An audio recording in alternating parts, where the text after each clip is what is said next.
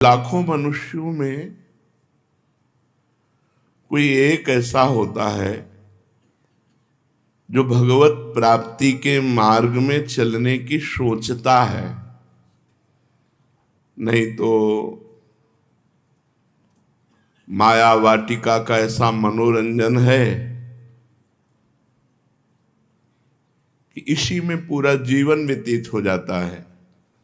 कामनाओं की बाढ़, चिंता, शोक, भय, इन्हीं में फंसा हुआ नाना प्रकार के दुखों को भोगता हुआ इस दिव्य मानव जीवन को व्यर्थ कर देता है। लाखों में कोई एक धर्मात्मा होता है, सब मनमानी आचरण में चलने वाले होते हैं। उन लाखों धर्मात्माओं में कोई एक भगवत प्राप्ति की बात सोचता है, आत्मबोध हो जाना, भगवान के लिए संपूर्ण जीवन समर्पित करके एक एक श्वास भगवान का नाम जप करना। कोई बिरला। उन चलने वालों में हजारों में कोई एक चल पाता है, तो क्या होता है फिर? वो मनोरंजन में लग जाता है। कंचन, कामिनी, कीर्ति, रुपया पैसा का संग्रह करना, जनेन्द्रीय और रसेंद्रीय के भोगों में तृप्त रहने की भ्रमात्मक संभावना रहना कि मैं खूब अच्छा खा लूं, अच्छा पहन लूं और जनेन्द्रीय जनित सहवास कर लूं, यही मनुष्य जीवन का लाभ है। भगवान तो फिर कभी मिल जाएंगे। और वो भ्रमित होकर रसेंद्रीय और जनेन्द्रीय के भोगों में भटक जाता है। जो साधक कमर कस के ये निश्चय कर लिया है कि इस जन्म में मुझे इंद्रियों की तृप्ति में समय व्यतीत नहीं करना, रसेंद्रिय से स्वादयुक्त भोजन नहीं करना, जनेन्द्रिय से स्त्री सहवास नहीं करना या पुरुष सहवास नहीं करना, इन भ्रमात्मक भोगों को भोगते हुए तो बहुत जन्म व्यतीत हो गए। ये जन्म हम परमात्मा के लिए अर्पित करते हैं। उसकी दिनचर्या क्या होगी? पहला, किसी उच्च कोटि के महापुरुष का आश्रय। पीछे वर्णन हुआ है कि जो किसी महान संप्रदाय से जुड़े हों, जो जितेंद्रिय हों, विषय लोलुप न हो, केवल परमात्म चिंतन में ही जिनका समय जाता हो, भगवान से प्रार्थना करे ऐसे सदगुरुदेव मुझे मिले। सदगुरुदेव की शरण लेकर के फिर पहला उनकी आज्ञा में अपने जीवन को समर्पित करना। जो भगवत मार्ग में चलना चाहते हैं, सदगुरुदेव की शरण, उनकी आज्ञा में जीवन आज्ञा पे ये प्रश्न नहीं होता कि क्या आज्ञा। गुरु आज्ञा में बहुत बड़ी सामर्थ्य है। गुरु ने आज्ञा कर दी।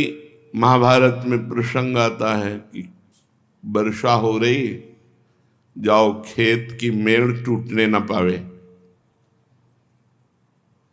गए, बहुत संभालने की कोशिश की, मेड़ टूट गई, तो उसी मेड़ के स्थान में अपने शरीर को रख दिया।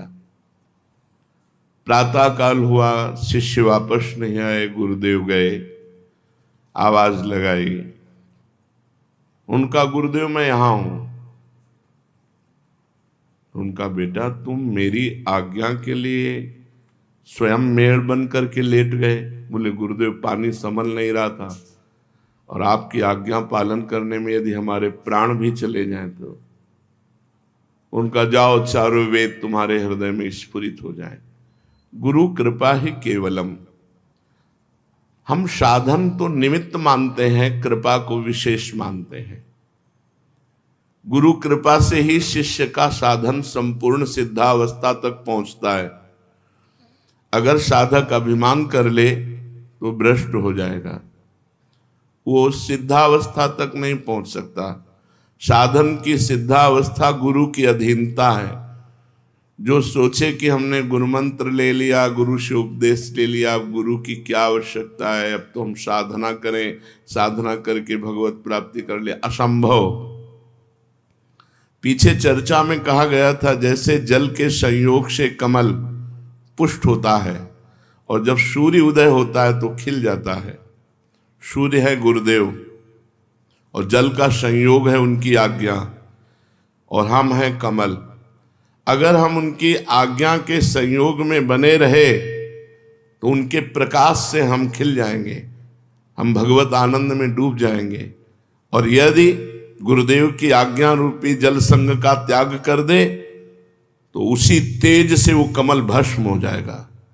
जो गुरु की अवज्ञा कर देगा उसकी साधना कितनी भी उच्च कोटि की हो, वो कभी सिद्ध पुरुष नहीं हो सकता, कभी भगवत साक्षात्कार नहीं कर सकता, कभी आनंद का अनुभव नहीं कर सकता। इसलिए गुरुदेव की अधीनता, उनके वाक्य को ही वेद वाक्य मानना। ध्यान मूलम गुरु मूर्ति, पूजा मूलम गुरु पदम, मंत्र मूलम गुरु वाक्यम, मोक्ष मूलम गुरु कृपा। मंत्र का मूल गुरु के वाक्य है और मोक्ष का मूल गुरु की कृपा है।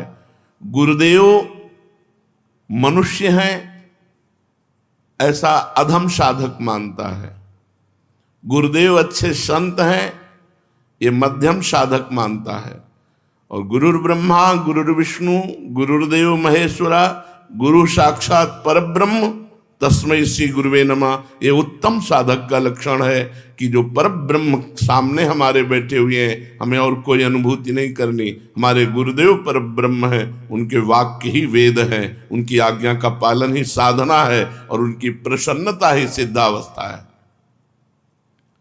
अब उस साधक को अपनी दिनचर्या बनानी चाहिए, नित्य स्वाध्याय होना चाहिए। वेदो नित्य मधीयताम, शास्त्र आज्ञा करता है वेदो नित्य मधीयताम, वेदों का नित्य स्वाध्याय होना चाहिए साधक को। अब जो संस्कृत नहीं पढ़े तो वो वेदों तक कैसे पहुंच सकते हैं? तो वेदों को ब्रह्म ऋषियों ने हिंदी शब्दों में भी अपने अपने वाक्यों में भी बोला है, तो वेद वाक्य ही है। संतों की वाणी का रोज स्वाध्याय करना, सत्संग सुनना, शास्त्रों का स्वाध्याय करना, जैसे श्रीमद् भगवत गीता जी है, श्रीमद् भागवत जी हैं, बहुत सरल भाषा में गोस्वामी तुलसीदास जी ने रामचरितमानस है, और बड़े बड़े महापुरुषों के वचन हैं। वो सब जब एक धरा है, उस स्थिति में जब महापुरुष पहुंचते हैं तो सबके वाक्य एक ही जैसे मिलते हैं। शब्दावली अलग हो सकती है, भाषा अलग हो सकती है, लेकिन स्थिति सब में एक ही हमने पाई, चाहे वो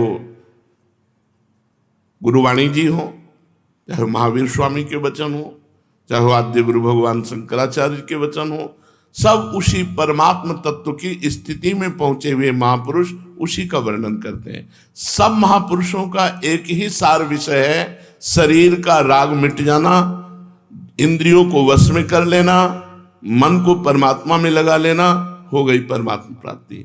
विषयों में लगा हुआ मन बंधन का कारण है और परमात्मा में लगा हुआ मन मोक्ष का कारण है। तो साधक की दिनचर्या में वेदो नित्य मधीयताम, शास्त्र का स्वाध्याय नित्य होना चाहिए। जैसे अपनी वाणी है श्रीमद् चतुरासी जी, 42 लीला, ये जो भगवत लीलाओं का गायन करने वाले हैं, इनका तो गायन किया ही जाए, लेकिन सिद्धांत जरूर पढ़ा जाए।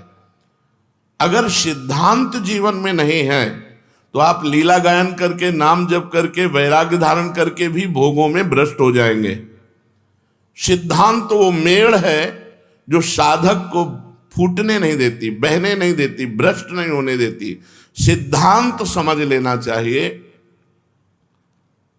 बिल्कुल एक श्लोक में हरिवंश महाप्रभु सिद्धांत का वर्णन, एक दोहे को मान लो तो उसी से काम चल जाएगा। एक श्लोक, दूरादपाश स्वजनान सुखमर्थ कोटिम सर्वेषु साधन वरेषु चिरम निराशा वर्षंत में सहजाद्भुत सौख्य धाराम श्री राधिका चरण रेणु मामिस्मरामि। पारिवारिक जनों से दूर रहो, सीधे आदेश है। अय वैरागी, अय भगवत तत्व के ज्ञान को प्राप्त करने वाले जिज्ञासु, दूरादपाश स्वजनान, जो शरीर संबंधी जन है इनसे दूरी बनाओ। यदि गृहस्थ हो तो इनमें भगवत भावना करो, मोह को मिटा दो, और यदि वैरागी हो तो भगवत भावना करके इनसे दूरी बनाओ। दूरादपाश स्वजनान। अगर कोई कहे कि फिर मातृ ऋण, पितृ ऋण, ऋषि ऋण, देव ऋण, ये भगवत प्राप्ति होते ही सारे ऋणों से वो जीव मुक्त हो जाता है और उसके माता पिता परिवार सबका कल्याण होता है। इसलिए सबका कल्याण के लिए अपने को निर्मोही बनना होगा। दूरादपाश स्वजनान। परमात्मा के सिवा, गुरुदेव की आज्ञा के सिवा, गुरुदेव के सिवा हमारा कोई नहीं। असंगोयम पुरुषा, मैं असंग हूं, मेरा कोई नहीं।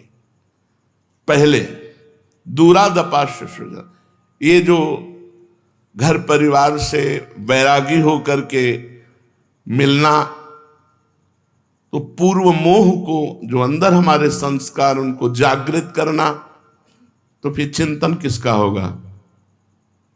सरल भाषा में गोस्वामी तुलसीदास जी ने इसी बात को कहा। जननी जनक बंधु सुतदारा, तनु धन धाम सुहृद परिवारा, सबकी ममता ताग बटोरी, मम पद मन बांध बरडोरी। भगवान के सिवा, प्रियाजू के सिवा, ठाकुर जी के सिवा, गुरुदेव के सिवा हमारा कोई नहीं है। वैराग्य का सच्चा लक्षण पहले समझो। दूरादपाश स्वजनान, जो स्वजन संबंधी कहने वाले हैं इनसे बिल्कुल दूर, इनका परिचय भुलाना है हमें। क्योंकि हमारा जन्म जन्म से ऐसा राग होता रहा, जहां जन्म हुआ वो माँ, वो पिता, वो परिवार, वो दुलार, वो अपनापन हमारे चित्त को खींचता है। ये जो पारिवारिक मोह है यही दुर्गति का कारण है। यदि गृहस्थ है तो उसे भगवत भावना करके मोह मिटाना होगा कि इन सब में भगवान है, और विरक्त है तो दूरी बना के भगवत भावना करनी होगी। उसको नजदीकी पना नहीं कि सब में भगवान है, हम नहीं, घर नहीं जाना, घर वालों से नहीं मिलना। कभी ऐसे अचानक कोई मिल गया तो प्रणाम नमस्कार, वो भी रूखे मन से, आओ आओ, मिलना बैठाना प्यार करना, इससे परमार्थ बिगड़ जाएगा। सिद्ध पुरुषों की बात अलग है। साधक को बिल्कुल इस आज्ञा का पालन करना चाहिए। दूसरा, सुखमर्थ कोटिम, रुपये के द्वारा प्राप्त होने वाले सुखों का त्याग। यदृच्छा लाभ संतुष्टो द्वंद्वातीतो विमत्सरः। भगवान जैसे हमारा भरण पोषण करें, हम भगवान के आश्रित होकर अपना भरण पोषण शरीर का होने दें, रुपये के आश्रित होकर नहीं। अगर विरक्त होकर के रुपये के आश्रित हमारा भरण पोषण होता है या रुपये वालों के आश्रित होता है, परमार्थ नहीं बन रहा। पेट भर लो, वीआईपी व्यवस्था में रह लो, आपका परमार्थ नहीं बन रहा। महलों में राखो चाहे झोपड़ी में वास दो। बैरागी संतों की ये स्थिति रही। कभी महलों में वास कर रहे हैं, कोई महलों में ले गया, कभी फुटपाथ में वास कर रहे हैं, कभी कोई चंदन माला चला रहा है तो कभी कोई जूता भी चला दिया, कोई फर्क नहीं। कभी कोई गाली भी दे दिया, मारपीट भी दिया, तो भी उसका मंगल किया। तुम्हारा मंगल हो, भगवान तुम्हारा कल्याण करें, तुम्हारा मंगल हो। कभी उनसे द्वेष, साधु बहुत बड़ी स्थिति होती है। तो सुखमर्थ कोटिम, रुपये का आश्रय नहीं अंदर से होना चाहिए, आश्रय भगवान का होना चाहिए। तीसरा, शरीर राग, सर्वेषु साधन वरेषु, इसमें शरीर राग छिपा हुआ है। मैं साधना करता हूं, इस साधना के बल से भगवत प्राप्ति करूंगा, इसमें भी अहम ग्रह है। अहम है, अहम होने के कारण वो भगवत प्राप्ति नहीं कर पाएगा। इसलिए साधन तो हम कर रहे हैं, पर गुरु कृपा का आश्रय है। गुरु कृपा से कर रहे हैं, भगवत कृपा से कर रहे हैं। हमारा जो साधन बन रहा है, मुझे इसका बल नहीं है, मुझे गुरु कृपा का बल है, भगवत प्राप्ति का। 3 बातें हरिवंश महाप्रभु ने कही। सबसो हित निष्कामति श्री वृंदावन विश्राम, श्री राधा वल्लभ लाल को हृदय ध्यान मुख नाम। सबसे हमें व्यवहार करना पड़ेगा, मनुष्य जीवन है, मिलेंगे भगत जगत सब, लेकिन सबसे हमें निष्काम मति रखनी। हमें कोई चाह नहीं करनी किसी व्यक्ति के मिलने से, किसी से प्रेम से व्यवहार करने से मेरे अंदर ये चाह ना पैदा हो जाए कि ये व्यक्ति हमें कुछ दे या देगा। ऐसा हमारा व्यवहार नहीं होना चाहिए यदि भगवत प्राप्ति करनी है। सबसो हित लेकिन निष्काम मति, सब जीवन सो प्रीति, व्यवहार में सबसे प्रेम व्यवहार से बोलेंगे, लेकिन रीति निभात आपनी, हमारी रीति है, हम तुमसे कोई चाह नहीं करेंगे, अचाह होकर व्यवहार करना। और विरक्तों को अब चाहिए, समय बड़ा परिवर्तित होता जा रहा है। अभी 4-5 दिन पहले हमें एक क्लिप दिखाई गई, जैन मुनि राजस्थान में किसी गांव के बाहर परम विरक्त भाव से जो भ्रमण करते हैं, उनको बहुत मारा, 6 लोगों ने मिलकर मारा सरिया डंडों से। ऐसे बड़ा हृदय व्यथित हुआ कि आज साधु अपनी साधुता की रक्षा के लिए भ्रमण भी नहीं कर सकता। भ्रमण करे तो कहीं कोई बच्चा चोर कह के, या कहीं कोई ऐसे इस तरह का राक्षसी भाव बढ़ रहा है, तो आदेश किया परम पवित्र तीर्थों में, धामों में वास करो, श्री वृंदावन विश्राम, भगवान के धाम जहां गुरु की सिद्ध पीठ है। पर जो वीर पुरुष होते हैं वो डरते नहीं है। प्रारब्ध भोग है शरीर का, चलो पीट लो, लेकिन वो अपनी मर्यादा में कभी विचलित नहीं होते, वो तो भ्रमण ही करते हैं। पर समय बहुत गलत आता चला जा रहा है, लोगों की आसुरी बुद्धि बढ़ रही। बोलो विरक्त संत, उनमें तुम्हें क्या भय की आशंका है? जो कोमल स्वभाव करुणा में जगत मंगल के लिए पद यात्रा कर रहे हैं, उनके चरण धूलि माथे पे लगावे जिससे मंगल हो। और नौजवान 6 लोगों ने मिलकर के डंडे से मारा। एक बार कहीं मार ही डाला था, पाल घर में तो मार ही डाला था संतों को। तो इसलिए कह रहे श्री वृंदावन विश्राम, भगवत धामों में, गुरु की सिद्ध पीठों में विश्राम करे, क्योंकि जगत का बड़ा विकराल स्वरूप होता चला जा रहा है। लोग पशुता को, ऐसे संतों के अपराध से कुल परंपरा नष्ट हो जाती है। साधु अवज्ञा तुरंत भवानी कर कल्याण अखिल के हानि। जो विरक्त संत हैं उनके प्रति केवल रोष दृष्टि से देख लेने मात्र से अनेक जन्मों के पुण्य नष्ट हो जाते हैं। फिर उन पर प्रहार कर देने से तो सर्वनाश हो जाएगा। उनको न लोक के रहेंगे, न परलोक के, न उनके बाप बाबा रहेंगे। पितरों तक का नाश हो जाता, पतन हो जाता है। अगर एक कुल में भगवत भक्त जन्मे तो उनके पितरों की तृप्ति हो जाती है, उद्धार हो जाता है। अगर एक दुष्ट जन्मे तो पितरों तक का पतन हो जाता है। सबसे हित, सबसे प्यार करो, निष्काम भाव से रहो, भगवत धामों का सेवन करो, निरंतर भगवान नाम जप करते हुए अपने इष्ट का ध्यान करो। ये हुआ चलना, अभी पहुंचना नहीं हुआ। भगवान कह रहे हैं मनुष्याणाम शास्त्रेषु कश्चित् यतति सिद्धये। सिद्ध के मार्ग में कोई बिरला ही चलता है जो बिल्कुल शास्त्र की आज्ञा के अनुसार, गुरु की आज्ञा के अनुसार चलता है। भगवान के नाम का कीर्तन करना, भगवान के श्री विग्रह के सामने नृत्य करना, जोर जोर से भगवान को एकांत में पुकारना, बड़े महापुरुषों का संग करना। साधु संग बहुत सोच समझ के करे। हमको उपदेशक तो लाखों मिल सकते हैं, लेकिन साधु मिलना कठिन मिल रहा है। इसीलिए कभी आज तक संग नहीं किया। प्रवचन हो रहे, दूर से सुन लिया, कभी संग नहीं किया। आज तक किसी का संग नहीं किया। उनके वचनामृत को पकड़ा और परमार्थ पे चले। दूर से सुन लिया, भगवान की बात अगर सत्य मिल रही है तो उसे स्वीकार कर लिया, आगे बढ़े। कपटी, दंभी, पाखंडी, बहुत तरह के वेश धारण करने वालों की बढ़ोतरी होती चली जा रही। शास्त्र और गुरु आज्ञा के अनुसार चलने वाला साधु, उससे हमारा संग होना चाहिए, तभी हमको लाभ मिलेगा। हमको प्रवचनों से लाभ नहीं मिलेगा। जिसके स्वयं के आचरण पवित्र नहीं, जो कंचन कामिनी का गुलाम है, वो ब्रह्म तत्व का उपदेश करे तो कैसे अनुभव में आएगा? अनुभव में तब आता है जब स्वयं में स्थित हो और फिर वो बात कहे तो बात समझ में आती है। तो हजारों में कोई एक सिद्धों के मार्ग में चलता है, ये भगवत मार्ग में, और उन मार्ग में चलने वालों में हजारों में कोई एक सिद्ध होता है। क्यों? क्योंकि बीच में इतनी मनोहर वाटिकाएं माया फेंक देती है, उसी में मन रम जाता है।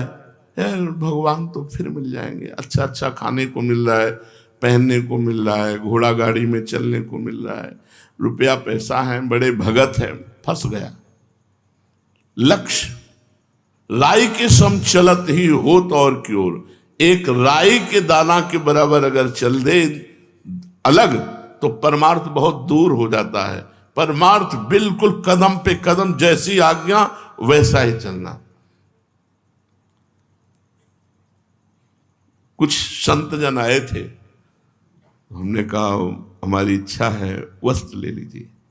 उनका आपकी कृपा ही काफी है, वस्त्र पहने हैं, हमें जरूरत नहीं।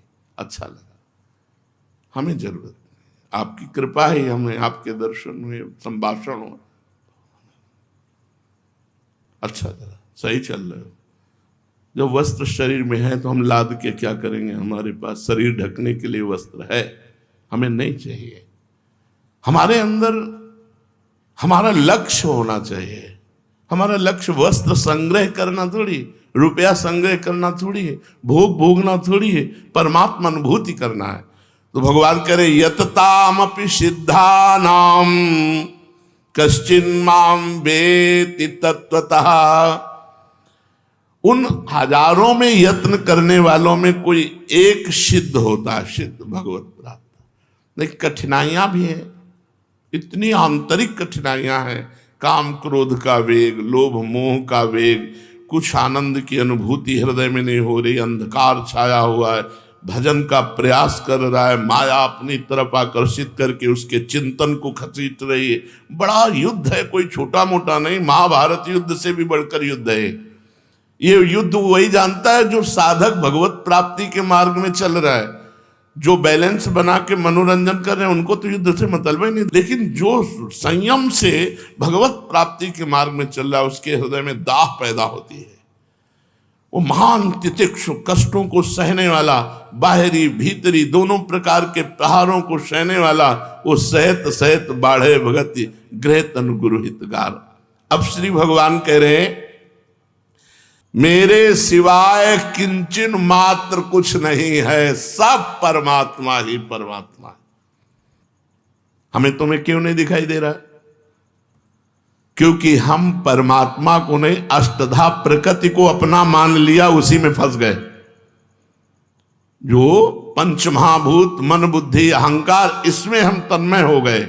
इसलिए हमें परमात्मा तत्व का बोध ना होने के कारण हमको स्त्री दिखाई देता है, पुरुष दिखाई देता है, दुरात्मा दिखाई देता है, महात्मा दिखाई देता है, छोटा बड़ा अच्छा बुरा।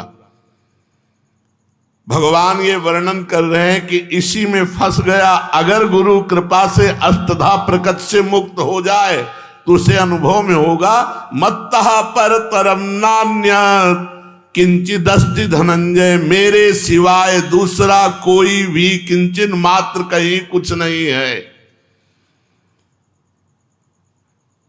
कारण, क्योंकि मैं इस जगत का कारण भी हूं, कार्य, इस जगत का कार्य भी मैं हूं, कारण भी मैं हूं, बनने वाला भी मैं हूं और बनाने वाला भी मैं हूं, और मिटने वाला भी मैं हूं और मिटाने वाला भी मैं हूं, सजने वाला भी मैं हूं और सजाने वाला भी मैं हूं।